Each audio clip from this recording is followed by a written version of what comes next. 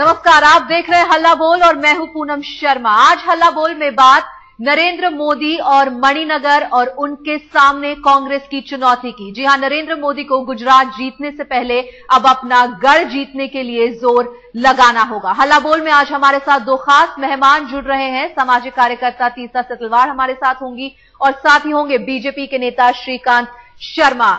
अपने मेहमानों से बात करेंगे, लेकिन उससे पहले बात मणिनगर की। जी हां, कांग्रेस ने नरेंद्र मोदी के सामने एक ऐसा उम्मीदवार खड़ा किया है जो शायद उनके लिए मुश्किलें बढ़ा सकता है। कांग्रेस ने उनकी पसंदीदा सीट मणिनगर से आईपीएस संजीव भट्ट की पत्नी श्वेता भट्ट को मैदान में उतार दिया है। संजीव भट्ट वही अफसर हैं जिन्होंने गुजरात दंगों में मोदी की भूमिका पर तीखे सवाल उठाए थे। मोदी मणिनगर से तीसरी बार मैदान में हैं, लेकिन कांग्रेस ने उनके सामने भट्ट परीक्षा का पर्चा रख दिया है।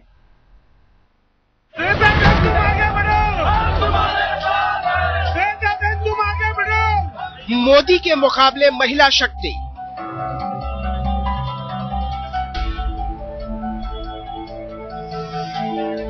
मणिनगर में महामुकाबले का ऐलान।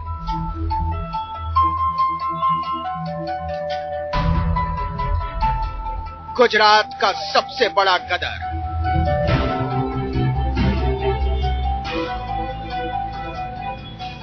ये मणिनगर है, देश का पहला योजनाबद्ध शहर जिसे बसाया था सरदार वल्लभ भाई पटेल ने। लेकिन इस शहर की वो पुरानी पहचान अब बहुत पीछे छूट गई है। अब ये मोदी के नाम से मशहूर है। उद्धार के उम्मीदवार में कांग्रेस को अपने उद्धार का रास्ता नजर आ रहा है। नरेंद्र मोदी के मुकाबले में उतारने के लिए अंदर का कोई आदमी नजर न आया तो उसने आईपीएस संजीव भट्ट की लड़ाई और संघर्ष को राजनीतिक मुनाफे में तौलने का बाट बना दिया। उनकी पत्नी श्वेता भट्ट अब मणिनगर से कांग्रेस की उम्मीदवार होंगी। तुम आगे बढ़ो। श्वेता जी, ये बताइए क्यों आपने मणिनगर से ही चुनाव लड़ने का फैसला किया? क्योंकि नरेंद्र मोदी जी यहाँ से लड़ रहे हैं।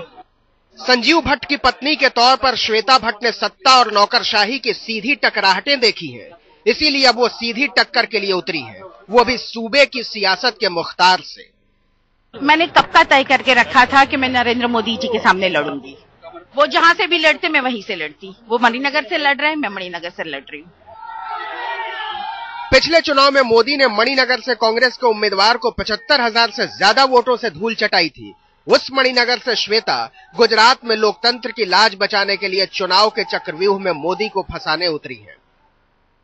अगर डेमोक्रेसी नहीं रहती है, डेमोक्रेसी दूर हो जाती है, डेमोक्रेसी के नाम पे कुछ होता ही नहीं है, लोगों की स्वतंत्रता नहीं रहती है, तो मेरे ख्याल से ये सिर्फ गुजरात का प्रॉब्लम नहीं है, मणिनगर का प्रॉब्लम नहीं है, ये मेरे ख्याल से पूरे इंडिया का प्रॉब्लम है। So I am fighting against him to reestablish democracy in Gujarat. ये भी श्वेता भट्ट सिंह का कहना है कि वो डेमोक्रेसी के लिए लड़ रही है, अपनी आवाज के लिए लड़ रही है। कांग्रेस ने श्वेता भट्ट को सामने किया तो मोदी ने खुद सामने आकर जता दिया कि इस जंग में जज्बात कितनी दूर तक कांग्रेस का साथ देगा। આગળની જ્યારે મેં વી કર્યો તો તમે બધા પણ વી કરતા હતા। આ વી શેનો છે? આ વી વિશ્વાસનો વી છે, આ વી વિકાસનો વી છે, આ વી વિજયનો વી છે। इसी के साथ मणिनगर गुजरात के महाभारत का कुरुक्षेत्र बन गया है। बीजेपी श्वेता भट्ट को कांग्रेस से उतारने पर भड़क उठी है। आज कांग्रेस बेनकाब हो गई क्योंकि आज उनकी पत्नी जब कांग्रेस की कैंडिडेट बन गई तो साफ हो गया कि संजीव भट्ट के पीछे कौन ताकत काम कर रहे हैं। बीजेपी कांग्रेस को फंसाने के लिए संजीव भट्ट के नाम को जाल की तरह इस्तेमाल कर रही है, तो कांग्रेस श्वेता भट्ट की उम्मीदवारी को जज्बात का आईना बता रही है। उन्होंने कई महीने में नजदीकी से देखा है कि किस तरह से जो लोग सच का रास्ता अपनाते हैं गुजरात में, उनके साथ किस तरह का व्यवहार प्रशासन और मुख्यमंत्री की तरफ से किया जाता है। वो तो बहुत उचित कैंडिडेट। उसकी पत्नी शुरू से अपने पति के न्याय के लिए लड़ रही थी, अगर आज वो पत्नी उससे बड़ा फोरम एक चाहती है विधानसभा में जाने के लिए और नरेंद्र मोदी को उन कुकृत्यों को एक्सपोज करना चाहती हैं, तो आज उनको अगर टिकट मिल रहा है तो निश्चित तौर से जनता इस बात का जवाब देगी कि गुजरात में कानून का राज्य नहीं था। मणिनगर को अब संवेदना और शख्सियत के बीच से अपने लिए लोकतंत्र के मणि का चुनाव करना है। कांग्रेस ने दांव बहुत सोच समझकर चला है, लेकिन दंगल वही जीतेगा जो वादों और विश्वास के मौसम में दिल जीत ले। मणिनगर से गोपी घांघर और अंजना ओम कश्यप के साथ आज तक ब्यूरो। तो मणिनगर में अब होगा नरेंद्र मोदी बनाम श्वेता भट्ट। जी हां, ये महामुकाबला इतना भी आसान नहीं होगा। जो सीट मुख्यमंत्री की सबसे प्रिय सीट है, जिस पर वो तीसरी बार काबिज होने के लिए उतर रहे हैं, पिछली बार जिस सीट पर वो 75,000 वोटों से जीते थे, क्या इस बार भी रिपीट परफॉर्मेंस होगा, वॉकओवर होगा? लगता ऐसा नहीं है, क्योंकि कांग्रेस ने इस बार शानदार चाल चलने की कोशिश की है। हमारे साथ दो बेहद ही खास मेहमान जुड़े हैं। तीस्ता से तलवार सामाजिक कार्यकर्ता और श्रीकांत शर्मा बीजेपी के नेता हमारे साथ हैं। श्रीकांत जी, मेरा पहला सवाल आपसे है। विकास के मुद्दे पर लड़ रहे हैं मुख्यमंत्री ये चुनाव, हर बार विकास का मुद्दा लेकर लोगों के सामने जा रहे हैं, लेकिन कांग्रेस ने अब उस मुद्दे को दोबारा उठाने की कोशिश की है जो चुभता है मुख्यमंत्री को, दंगों का मुद्दा। संजीव भट्ट की पत्नी को सामने खड़ा करने का मतलब बिल्कुल वही है कि 2002 गुजरात नहीं भूला है और ना कांग्रेस उसे भूलने देगी। गुजरात में नरेंद्र भाई मोदी 6 करोड़ गुजरातियों के विकास के लिए और हिंदुस्तान में और हिंदुस्तान से बाहर 6 करोड़ गुजरातियों के सम्मान के लिए गुजरात का विकास कर रहे हैं। इसीलिए सबका साथ और सबका विकास, गुजरात के सभी तबकों का, गुजरात के सभी हिस्सों का विकास करने का संकल्प नरेंद्र भाई मोदी ने लिया है। हमारा 2002 में भी मुद्दा विकास था, हमारा 2007 में भी मुद्दा विकास है और 2012 में भी हमारा मुद्दा विकास है। लेकिन क्या श्रीकांत जी, आपको नहीं लगता कि दंगों का मुद्दा कैसे उठा रही है कांग्रेस? जो उम्मीदवार इस बार नरेंद्र मोदी के सामने खड़ा किया गया है, उसको देखते हुए 2002 को गुजरात की जनता भूल चुकी है। गुजरात की जनता बहुत आगे जा चुकी है। आज दुनिया के अंदर केंद्र सरकार की नीतियों की आलोचना हो रही है और हमारे सबके प्रिय नरेंद्र भाई मोदी की पूरे दुनिया में प्रशंसा हो रही है। तीसरा क्या आपको लगता है? श्रीकांत जी, तीसरा से यहां पूछना चाहेंगे, क्या गुजरात वाकई भूल गया है 2002? देखिए, मैं आपके सामने 2-4 मुद्दे रखना चाहूंगी कि जहां तक ये सवाल है मणिनगर का, तो मणिनगर में तो कॉन्टेस्ट होगा, जैसे होगा कि नहीं जीतेंगे हारेंगे वो अलग बात है, मगर मणिनगर कॉन्स्टिट्यूंसी आप थोड़ा सा अगर देख लेंगे तो आपको नजर में देखना चाहिए कि मणिनगर में मुख्यमंत्री नरेंद्र मोदी ने पूरे केंद्रीय प्रोजेक्ट्स का पूरा इस्तेमाल किया है। यूपीए 2 के पूरे पैसे जो आते हैं सेंट्रल गवर्नमेंट से, नरेंद्र मोदी ने अपने कॉन्स्टिट्यूंसी के लिए लालच से फायदा किया है और बाकी गुजरात के लिए वो थप्पड़ वप्पड़ की राजनीति कर रहे हैं। तो मुझे लगता है कि ये सब बातें छोड़ के हमें ये देखना चाहिए कि ये नरेंद्र मोदी ने जब मणिनगर को शानदार एक कॉन्स्टिट्यूंसी बनानी यूपीए 2 के सरकार के केंद्रीय सरकार के प्रोजेक्ट्स को लेकर किया है, तो वही पैसे उन्होंने दूसरी जगह बांटने से रोका क्यों? एक बात। दूसरा, आपका सवाल था कि क्या राजनीतिक कैंडिडेचर है श्वेता भट्ट जी का, तो मैं ये सवाल करूंगी कि अक्सर होता है पॉलिटिकल पार्टीज में, आरएम पटेल है जो पहले आईएएस ऑफिसर थे, मुख्यमंत्री के अंडर काम करते थे, कच्छ मेला और गरीब मेला ने उन्होंने पूरा ऑर्गेनाइज किया, वहां पे पूरे गलत पैसों का इस्तेमाल हुआ। वही आरएम पटेल आज भारतीय जनता पार्टी के कैंडिडेट है। एक दूसरे कैंडिडेट है सैयद साहब, जिनके ऊपर 2002 में हमला हुआ था, वो भी बीजेपी की तरफदारी करते हैं। तो इस तरह दोनों पॉलिटिकल पार्टीज अलग अलग लोगों को इस्तेमाल अपने प्रचार में करेगी, ये कोई नई बात नहीं है। तीसरा, लेकिन सवाल यहां पर यह है कि संजीव भट्ट ने जिस तरह के आरोप लगाए, जो मुद्दा उन्होंने उठाया था, वो बहुत ही गंभीर आरोप थे मुख्यमंत्री के ऊपर। अब अगर उनकी पत्नी कांग्रेस के टिकट से यहां पर खड़ी होती हैं, वो भी मुख्यमंत्री के खिलाफ, तो जाहिर तौर पर संजीव भट्ट और कांग्रेस की नजदीकियों के बारे में बात होगी और ये इस बात से कोई इनकार नहीं कर पाएगा। ये लड़ाई अब ऐसा लग रहा है कि एक डिफाइंड पुलिस अफसर और मुख्यमंत्री के बीच हो रही है। देखिए, मैं आपको सवाल की जगह पे दूसरा सवाल जरा कर सकूं तो, सुब्रमण्यम स्वामी जी जो ये देश के लिए एक एंटी करप्शन सिंबल बन गए हैं, 2G को लेकर या दूसरे अलग अलग याचिका उन्हें सुप्रीम कोर्ट में दर्ज की है, अलग अलग फैक्ट्स उन्होंने देश के सामने लाए हैं, वो तो खुलेआम कह रहे हैं कि हम भारतीय जनता पार्टी और एनडीए के समर्थक हैं। क्या इसका मतलब है कि भ्रष्टाचार के खिलाफ की लड़ाई सिर्फ भारतीय जनता पार्टी लड़ रही है? ऐसी बात नहीं हम कर सकते। सुब्रमण्यम स्वामी बीजेपी के साथ है, संजीव भट्ट की बीवी अगर इस बार कांग्रेस के टिकट पे लड़ रही, इसका ये नहीं कह सकते कि 2000 की इंसाफ की लड़ाई कांग्रेस की लड़ाई हो जाएगी। भ्रष्टाचार की लड़ाई सिर्फ भारतीय जनता पार्टी की अगर हो जाएगी तो फिर 2002 की लड़ाई सिर्फ कांग्रेस की हो जाएगी। तो आप दोनों चीजें, एंटी करप्शन और एंटी 2002 को एक ही तुलना में अगर देखेंगे तो पॉलिटिकल पार्टी आएंगी जाएंगी, उसका फायदा भी उठाएंगी, मगर मुद्दा जो है वो नहीं चला जाएगा। यहाँ पर तीस्ता जी बात ये है, सवाल ये है कि अगर श्वेता भट्ट लड़ना चाहती थी मुख्यमंत्री के खिलाफ, जैसा वो कह रही हैं कि डेमोक्रेसी को चैलेंज किया जा रहा है इसलिए उनको मैदान में उतरना पड़ा और उन्होंने सोच लिया था कि नरेंद्र मोदी कहीं से भी लड़े वो उनके खिलाफ लड़ेंगी, तो एज एन इंडिपेंडेंट कैंडिडेट भी लड़ सकती थी, क्योंकि इसको एक पॉलिटिकल कलर देना शायद खुद देखो उनके पति के ऊपर सवाल उठाने वाली बात हो रही है यहाँ पर। मगर ये सवाल आप श्वेता भट्ट जी से जरूर कर सकते हैं। मैं आपको दूसरी यही तुलना, आप सुब्रमण्यम स्वामी को इतने कड़वे सवाल क्यों नहीं पूछते कि क्या उन्होंने जब भारतीय जनता पार्टी को ज्वाइन करके, एनडीए ज्वाइन करके अपने पूरे एंटी भ्रष्टाचार की लड़ाई को भी एक रंग दे दिया, तो वो भी एक बायस रंग हो गया, पॉलिटिकल रंग हो गया। अगर श्वेता भट्ट के साथ आप वो तुलना करेंगे तो सुब्रमण्यम स्वामी के साथ भी करना पड़ेगा। आप जरूर उनको ये सवाल कीजिए, politics is also part of life, वो अगर गलत फायदा ले रहे हैं तो वो लोग एक्सपोज हो जाएंगे, मगर न भ्रष्टाचार का मामला न 2002 का मुद्दा श्वेता भट्ट के आने जाने से या स्वामी के आने जाने से वो भ्रष्टाचार का मुद्दा तो नहीं हटेगा ना। जी बिल्कुल, मुद्दे गंभीर हैं, मुद्दे बहुत ही भारी हैं और किसी के आने जाने से यकीनन इन पर फर्क नहीं पड़ेगा, क्योंकि ये बहुत ज्यादा बड़े मुद्दे हैं और इनको किसी भी तरह से हल्के में नहीं लिया जा सकता। तो मणिनगर से मुख्यमंत्री नरेंद्र मोदी के सामने खड़ी होंगी संजीव भट्ट की पत्नी श्वेता भट्ट। हमारे साथ दो खास मेहमान जुड़े हुए हैं। श्रीकांत शर्मा जी बीजेपी के नेता हैं। श्रीकांत जी, मेरा आपसे सवाल यह है कि आपकी पार्टी इतनी आलोचना क्यों कर रही है श्वेता भट्ट को कांग्रेस का टिकट देने की? क्या वजह है, क्यों आप इसको राजनीतिक रंग दे रहे हैं? कोई लड़ना चाहता है नरेंद्र मोदी के खिलाफ तो उसको लड़ने दीजिए, मैदान में दोनों आमने सामने होंगे, फैसला हो जाएगा। देखिए, हम तो आलोचना नहीं कर रहे हैं, हम तो गुजरात में जो डेवलपमेंट किया है नरेंद्र भाई मोदी ने उसके बारे में गुजरात की जनता को बता रहे हैं। जैसे कि अभी पहले इन्होंने आरोप लगाया कि मणिनगर का विकास हो रहा है, बाकी जगह नहीं जा रहा है कुछ भी।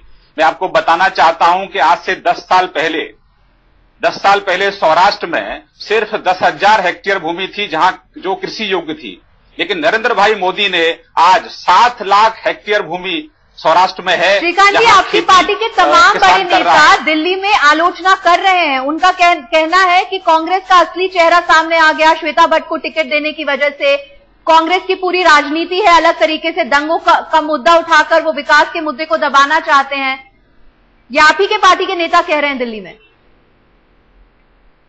देखिए, हम कांग्रेस का दर्द समझ सकते हैं कि कांग्रेस के पास गुजरात में आधा दर्जन नेता हैं, उनमें भी आपस में बनती नहीं है और 180 सीटें हैं, तो कहीं ना कहीं से उनको कुछ ना कुछ तो अपनी व्यवस्था करनी पड़ेगी। वो अलग इशू है, उस पर हम ज्यादा बातचीत नहीं करना चाहते। लेकिन हम ये बताना चाहते हैं कि गुजरात में 2 ताकतें लड़ रही हैं। एक ताकत है जो गुजरात के सम्मान के लिए लड़ रही है, गुजरात की रक्षा के लिए लड़ रही है, गुजरात का जो खजाना है उसकी रक्षा के लिए नरेंद्र भाई बैठे हैं। एक दूसरी ताकत है जो देश में और दुनिया में सिर्फ गुजरात को बदनाम करने के लिए काम कर रहे हैं। अभी जो पहले मित्र थे उन्होंने 10 साल तक कांग्रेस को बदनाम करने की कोशिश की। गुजरात में डबल शिफ्ट में कानून अपना काम कर रहा है, डबल शिफ्ट में न्यायालय काम कर रहे हैं। लेकिन श्रीकांत जी, जैसा तीसरा कह रही है, एक गुजरात की सच्चाई ये भी है कि मणिनगर जैसे इलाके में तो बहुत विकास होता है, लेकिन दूसरे इलाके भी हैं जहां पर विकास के नाम पर कुछ नहीं हुआ। तो दोनों तस्वीरें हैं, ऐसा नहीं है कि आप सिर्फ एक ही तस्वीर को प्रोजेक्ट करेंगे और दूसरे लोग दूसरी तस्वीर को उजागर नहीं करेंगे। मैंने इसलिए आपको सौराष्ट्र का उदाहरण दिया। सौराष्ट्र का किसान हो या अहमदाबाद का कोई व्यवसायी हो, देखिए सरकारी आंकड़े हैं, हिंदुस्तान की कृषि विकास दर 3% से आगे नहीं बढ़ रही है। वहीं नरेंद्र भाई मोदी के गुजरात में कृषि की विकास दर 11% पर है, औद्योगिक विकास दर 16% पे है। हिंदुस्तान का पहला ऐसा राज्य है जहां कृषि विकास दर और औद्योगिक विकास दर डबल डिजिट में है। ये नरेंद्र भाई की उपलब्धि है और 6 करोड़ गुजरातियों का स्वाभिमान है। विकास हुआ है, आप जो बात इससे पहले कह रही थी, कुछ जवाब देना चाहेंगी इनका? मुझे जस्ट 2 बातें रखनी है कि आपके असल मुद्दे पे मैं आना चाहती हूँ, जिसके आपने प्रोग्राम रखा है कि राजनीति और इलेक्शन की उम्मीदवारी। तो इस पे मैं वापस आती हूँ कि अगर श्वेता भट्ट को देना सही है गलत है, तो मैं 2 बार और दोहराऊंगी कि भारतीय जनता पार्टी ने ये देश को सबसे पहले सिखाया और मैं 1992-93 की बात कर रही हूँ, जब बाबरी मस्जिद को शहीद करने के बाद उन्होंने अशोक सिंघल के भाई जो पुलिस ऑफिसर थे वरिष्ठ यूपी के, उनको एक टिकट दिया, उनको जिताया उत्तर प्रदेश से। अभी मैंने दूसरा आपको एग्जाम्पल दिया कि RM मेहता जो कल तक मतलब सरकार में थे, IAS ऑफिसर थे, उन्होंने सरकारी पैसा इस्तेमाल किया मुख्यमंत्री के लिए, उसको आज भारतीय जनता पार्टी उम्मीदवार बनाई है। तो ये राजनीति में होता है। जहां तक विकास और क्लीन गवर्नमेंट की बात है, मैं अभी भी कहूंगी कि अगर मुख्यमंत्री लोक आयुक्त अपॉइंट होने देते गुजरात में, लोक आयुक्त अपॉइंट होके जो 5000 करोड़ का घोटाला है, जो कैग गुजरात के कंप्यूटर ऑडिटर जनरल ने कहा है, उनका इन्वेस्टिगेशन 9 साल से क्यों नहीं होने दिया मुख्यमंत्री ने। आज तहलका का आज रिपोर्ट आया है कि एक बारबाडोस की कंपनी को गुजरात के 6 करोड़ गुजराती के टैक्स पेयर का पैसा वहां पे ढाल के वहां पे बिलियन करोड़ का एक स्कैम अभी आज के तहलका में आया है। तो ये मतलब अलग अलग सरकार, चाहे वो ये सरकार हो या वो सरकार हो, भ्रष्टाचार में लिपी हुई है। उसमें गुजरात सरकार भी मुक्त नहीं है और आखिर वोटर ही डिसाइड करेगा। और चलिए, आखिरी फैसला निश्चित तौर पर वोटर का ही होगा। और तीसरा जी आपका और श्रीकांत जी आपका बहुत बहुत शुक्रिया इस चर्चा में हमारे साथ शामिल होने के लिए। मणिनगर से कांग्रेस की ओर से श्वेता भट्ट ने पर्चा दाखिल किया तो बीजेपी की तरफ से नरेंद्र मोदी ने। मणिनगर मोदी की वो मांग है जहां 17 साल से किसी और की दहाड़ सुनाई नहीं देती। मोदी ने पर्चा दाखिल करने से पहले एक विशाल सभा को संबोधित किया और कांग्रेस की राजनीति पर जमकर हमला बोला।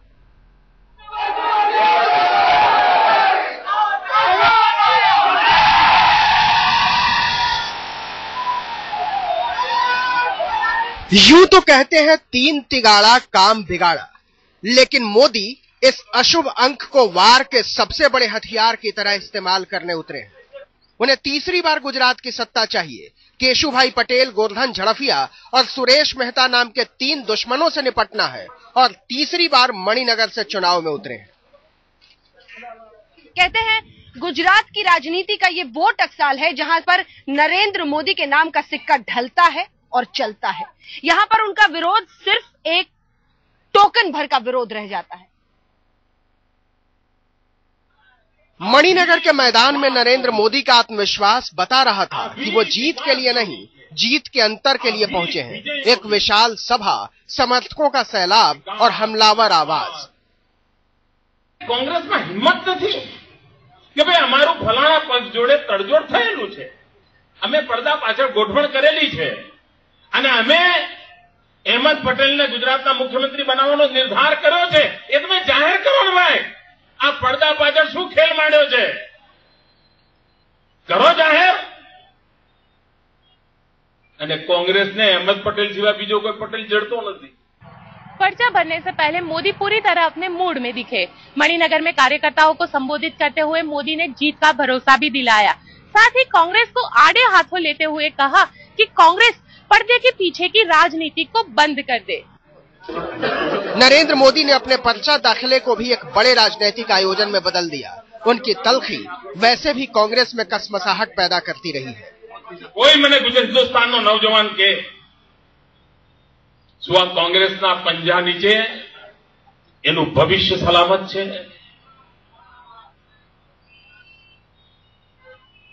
कोई हिंदुस्तानी माता बहन के क्या कांग्रेसના પંજા નીચે એનું સિંદૂર સલામત છે? આ દેશનો કિસાન મને કે क्या कांग्रेसના પંજા નીચે ખેડૂતની આજીવિકા સલામત છે? नरेंद्र मोदी के लिए मणिनगर सत्ता की मंजिल का सबसे सुविधाजनक पड़ाव है। ये सुविधा उन्हें सूबे की सियासत को साधने का इत्मीनान देती है। इसीलिए मणिनगर से माकूल जगह उन्हें कोई नहीं लगती। अरे गुजरातनी 6 करोड़नी जनताने तीसરું લોચન પણ છે, દૂરનું જોઈ શકે છે અને તમારા ખેલ ગુજરાતની जनता बराबर जाने છે। कांग्रेस ने मणिनगर से मोदी की काट के तौर पर आईपीएस संजीव भट्ट की पत्नी श्वेता भट्ट का कांटा फेंका है, लेकिन यह कांटा राजनीति के समंदर में मोदी नाम के व्हेल को फंसा पाएगा या नहीं, इसके लिए वह सिर्फ अपील के भरोसे है। Please help me out and मैं पूरे सभी लोगों को जिसको डेमोक्रेसी पे भरोसा है, हर एक पार्टी, हर एक बंदा, हर एक इंडिविजुअल जिसको भी डेमोक्रेसी पे बंदा है, अरे आई एम सो सॉरी, भरोसा है, उन सबको मैं कहना चाहूंगी कि मेरा साथ दे। बीजेपी मोदी को लेकर इतनी इत्मीनान से है कि वो सिर्फ जीत की खबर का इंतजार कर रही है कि कांग्रेस की हार इस चुनाव में निश्चित है। ये बौखलाहट कांग्रेस की जो है वो साफ नजर आ रही है। नरेंद्र मोदी ने मणिनगर से पर्चा भर दिया है। अब वो परचम लहराने के लिए यात्रा पर निकले हैं। मणिनगर मोदी की राजनीतिक कलम के लिए उस स्याही की तरह है जिससे वो अपनी सियासत की प्रस्तावना लिखते हैं। गुजरात की सत्ता के शिखर की प्रस्तावना। मणिनगर से गोपी घांघर और अंजना ओम कश्यप के साथ आज तक ब्यूरो। तो मणिनगर में मोदी की भट्ट परीक्षा। जी हां, संजीव भट्ट की पत्नी को कांग्रेस ने उम्मीदवार खड़ा किया है मणिनगर से मुख्यमंत्री के खिलाफ। श्वेता भट्ट ने भी आज अपना पर्चा भरा मणिनगर से और उनका कहना था कि वो एक लंबे समय से नरेंद्र मोदी के खिलाफ खड़े होने का मन बना चुकी थी और फिर चाहे वो मणिनगर होता या कोई और जगह वो खड़ी होती तो नरेंद्र मोदी के खिलाफ थी। तो आज मणिनगर से नरेंद्र मोदी ने भी पर्चा भरा और श्वेता भट्ट ने भी।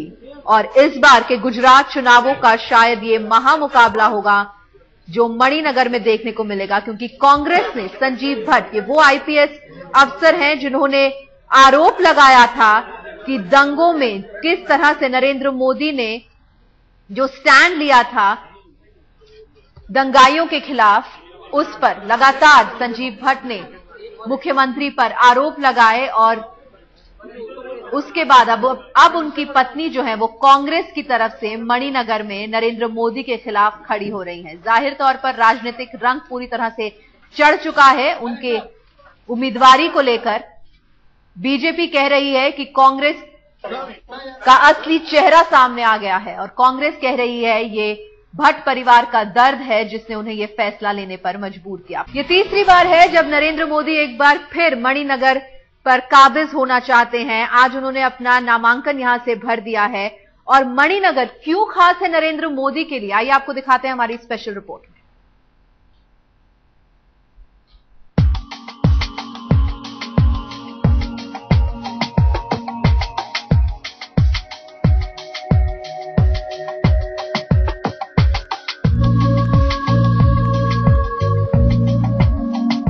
ये मणिनगर है, देश का पहला योजनाबद्ध शहर जिसे बसाया था सरदार वल्लभ भाई पटेल ने। लेकिन इस शहर की वो पुरानी पहचान अब बहुत पीछे छूट गई है। अब ये मोदी के नाम से मशहूर है। विकास और विकास की आस के बीच बसा एक ऐसा शहर जिसकी जमीन पर खड़े होकर नरेंद्र मोदी गुजरात की राजनीति में बरगद बने हैं। उनके नेतृत्व के कायल लोग यहाँ ढूंढने नहीं पड़ते। प्रधानमंत्री जी, देश कुछ चीजें जानना चाहता है। आप सिंघम बने हो ऐसा कहते हैं कांग्रेस के नेता, लेकिन हम जानना चाहते हैं कि 8 साल में आप सिर्फ 2 बार सिंघम क्यों बने? सिर्फ 2 बार सिंघम बने। ऐसा ही सीएम चाहिए। अगर विकास हर रोज यहाँ पे और केंद्र में भी करना है तो इसी को बड़ा प्रधान बनाना चाहिए। नरेंद्र मोदी पूरा गुजरात में विकास કર્યો છે। पूरा गुजरात में अमदावाद में साबरमती ऊपर पुल, दरेक जगह पर पुल बनाई दीधा फाटक ऊपर। नरेंद्र मोदी ने रोड भी पौड़ा कर्या। यहाँ सड़कों पर विकास की चमचमाती हुई सूरत नजर आती है। फ्लाईओवरों का जाल है, बीआरटीएस परिवहन है और इस पर इतराते हुए लोग हैं। मणिनगर अहमदाबाद जिले की 21 विधानसभा सीटों में से एक है। उम्मीदवारों को बदलकर जीत का फॉर्मूला तलाशने वाले नरेंद्र मोदी अपनी सीट बदलने को तैयार नहीं है। तरक्की के दम पर वो तीसरी बार यहाँ से मैदान में है। मणिनगर में तरक्की के सवाल पूछे जाने पर 2 ही चीजों का जिक्र होता है। एक तो बीआरटी, दूसरा तमाम फ्लाईओवर्स जो शहर के अलग अलग हिस्सों में सामने आ रहे हैं। ये सच है कि बीआरटीएस ने मणिनगर के लोगों की जिंदगी आसान बना दी है। अकेले इस सस्ते, सुविधाजनक और शानदार परिवहन पर ही मोदी चुनाव जीत जाएं। यहाँ ट्रैवलिंग बहुत आसान हो गया है यहाँ पे बीआरटीएस की, क्योंकि लोगों को यहाँ बस स्टैंड पे धूप में खड़े रहने की बहुत जरूरत नहीं पड़ती। यहाँ बीआरटीएस ही क्या 2 मिनट में आ जाती है। मोदी आना चाहिए, उन्होंने बहुत सारा किया हमारे लिए कितने साल में। महिलाओं के बीच मोदी जबरदस्त लोकप्रिय है। वोटरों में महिलाओं की तादाद 42% है। मोदी इस वोट के लिए निश्चिंत हैं। कहते हैं गुजरात की राजनीति का ये वो टकसाल है जहां पर नरेंद्र मोदी के नाम का सिक्का ढलता है और चलता है। यहां पर उनका विरोध सिर्फ एक टोकन भर का विरोध रह जाता है। मणिनगर से सुरक्षित सीट मोदी के लिए कोई दूसरी हो ही नहीं सकती। 1990 से ये सीट लगातार बीजेपी के पास है और मोदी लगातार तीसरी बार यहां से मैदान में है। परिसीमन के बाद ये सीट मोदी के लिए और महफूज हो गई है। अल्पसंख्यकों की तादाद सिर्फ 22,000 बची है। खुशहाली का रंगीनियों से बहुत करीब का रिश्ता होता है। मणिनगर में मॉकटेल के ऐसे ऐसे ठिकाने खुल गए हैं कि बड़े बड़े शहर टक्कर न दे पाए। मणिनगर का एक हिस्सा ये भी है, हमने तमाम हिस्से आपको दिखाए हैं। युवा शक्ति की बात नरेंद्र मोदी करते हैं, उसमें कितना दम है। 22 साल का गौरांग गौर कारोबारी है। वो कहता है ये मोदी का कमाल है। नैनो प्लांट लाए, अभी हाल ही में फियाट कार आए, वैसे कभी सारे यहाँ पे प्लांट आ रहे हैं। कारोबारियों और पढ़े लिखे नौजवानों पर मोदी का असर साफ देखा जा सकता है। कांग्रेस उन्हें अपनी तरफ मोड़ने में नाकाम रही है। आखिरी बार मणिनगर से कांग्रेस ने 1985 में जीत दर्ज की थी। मणिनगर में मोदी के विरोध में खुलेआम बोलने वाले लोग कम ही मिलते हैं। कारण पूछने पर कांग्रेस के नेताओं का कहना है कि ये किसी जोखिम से कम नहीं है। जितने भी संगठन में हैं, वो अंदर से कितने उनके साथ जुड़े हैं वो खुद भी जानते होंगे, क्योंकि हर कोई डरता है अगर आज बोलेंगे तो कल अपनी इस पार्टी से निकल जाएंगे, ये पोस्ट पे नहीं रह जा पाएंगे। यानी वो जो भी पा रहे हैं अभी, वो एक डर का प्रेम पा रहे हैं। रियलिटी वो खुद भी एनालाइज कर ले। सड़कों से गुजरते हुए मणिनगर मोदी की तरक्की का तिलिस्म नजर आता है, दमकता हुआ, चमकता हुआ। लेकिन रेलवे लाइन इस तरक्की की लक्ष्मण रेखा है। रेलवे ट्रैक के उस पार जाइए तो तमाम लोग आपको मोदी के जयनारे लगाते हुए दिख जाएंगे। लेकिन रेलवे ट्रैक के इस हिस्से में आइए तो यहाँ पर झुग्गी झोपड़ियों की पूरी कॉलोनी बसी हुई है और सबकी बस शिकायतें हैं और सपने हर रोज यहाँ पर टूटते हैं। खाली नरेंद्र मोदी को वोट लेने का शौक है और कोई चीज में हमारे कोई भी साथ सपोर्ट नहीं है हमारे पास। आपको पता है ये नरेंद्र मोदी का चुनावी क्षेत्र है? हाँ है, पर हमको कोई सुविधा हमको नहीं कर रहे हैं। इस मणिनगर की तस्वीरें मोदी के सिक्के की सियासत पर फिदा नजर नहीं आती। यहाँ लोग कहते हैं कि वो तो वोट की धाराओं में लगे एक फटे हुए जाल की तरह है, जिसमें विकास की मछली नहीं फंसती। यहाँ कांग्रेस मुफ्त में घर का वादा करके आगे बढ़ना चाहती है। जिस मणिनगर में मोदी के नाम का सिक्का ढलता है और चलता है, उसी मणिनगर में इन लोगों की आज अगर ये हालत है तो क्या नरेंद्र मोदी इस तरफ देखने तक को तैयार नहीं है?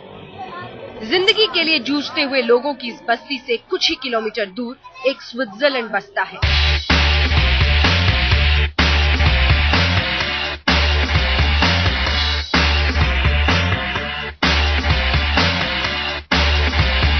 ये साबरमती नदी का किनारा है, अहमदाबाद की शान और मोदी के शहरी विकास का नायाब नमूना। मेरे एरिया में तो काफी अच्छा है, मतलब कोई प्रॉब्लम नहीं है, रोड्स अच्छे हैं। सच है कि जैसे नरेंद्र मोदी जी ने आने के बाद में इतना सारा डेवलपमेंट किया है, जो अहमदाबाद का मेगा सिटी बनाने के लिए बहुत सारा विकास हुआ है नरेंद्र मोदी के हिसाब से। साबरमती सिर्फ एक नदी नहीं है, ये सियासत की डगमगाती यात्रा की गवाही है। कैसे गांधी का गुजरात नरेंद्र मोदी का गुजरात बन गया। और साबरमती की लहरें ये सोचती हैं कि ये एक बदलाव है या फिर सिर्फ एक पड़ाव, क्योंकि अगर ये पड़ाव है तो फिर आगे की राह क्या होगी, मंजिल क्या होगा। लहरों के बीच अटखेलियां करते स्टीमर, हमजोलियों के साथ एकांत के पल गुजारते लोग, शानदार नजारों के बीच सूरज साबरमती में डूबता जा रहा है। तरक्की की जिल्द हटाकर देखिए तो विकास की किताब के अनदेखे अध्याय खुलते चले जाते हैं। नेशनल फैमिली हेल्थ सर्वे की रिपोर्ट कहती है कि दूध का डेनमार्क कहे जाने वाले गुजरात में महिलाओं की सेहत लगातार गिरी है। आपने वो गुजरात तो देखा है जो नरेंद्र मोदी दिखाते हैं, आपने वो गुजरात भी देखा है जो अमिताभ बच्चन दिखाते हैं, सरकारी विज्ञापन दिखाते हैं, लेकिन हम आपको दिखाएंगे वो गुजरात जिसमें 55% अनीमिक महिलाएं रहती है। हम आपको दिखाएंगे 23% कुपोषित बच्चों का गुजरात। हम आपको दिखाएंगे अभावों की जिंदगी का भी एक गुजरात। और सवाल यही पूछेंगे कि आखिर इस अभाव के लिए, इस कुपोषण के लिए, इस अनीमिया के लिए कौन है जिम्मेदार। जिस गुजरात ने देश को दूध का असल स्वाद चखाया, उस गुजरात में महिलाओं को दूध नहीं मिल रहा तो मोदी ने इसे फिगर और फैशन से जोड़ दिया था। लेकिन क्या वाकई ऐसा है? खाना नहीं मिलता है तो हम दूध कहाँ से पिएंगे, हमारे को सर्वस्व नहीं है, कुछ है नहीं। दंगों के सवाल पर तो समझ में आता है, नरेंद्र मोदी ने चुप्पी साध ली, माफी मांगने से इनकार कर दिया, उनकी राजनीतिक मजबूरियां होंगी। लेकिन जब उनसे ये सवाल पूछा गया कि उनके राज्य में 55% महिलाएं आखिर एनीमिक क्यों हैं, 23% बच्चे कुपोषित हैं, तब उन्होंने मौन साध कर ये कह दिया कि लड़कियां फैशन की वजह से दूध नहीं पीती हैं।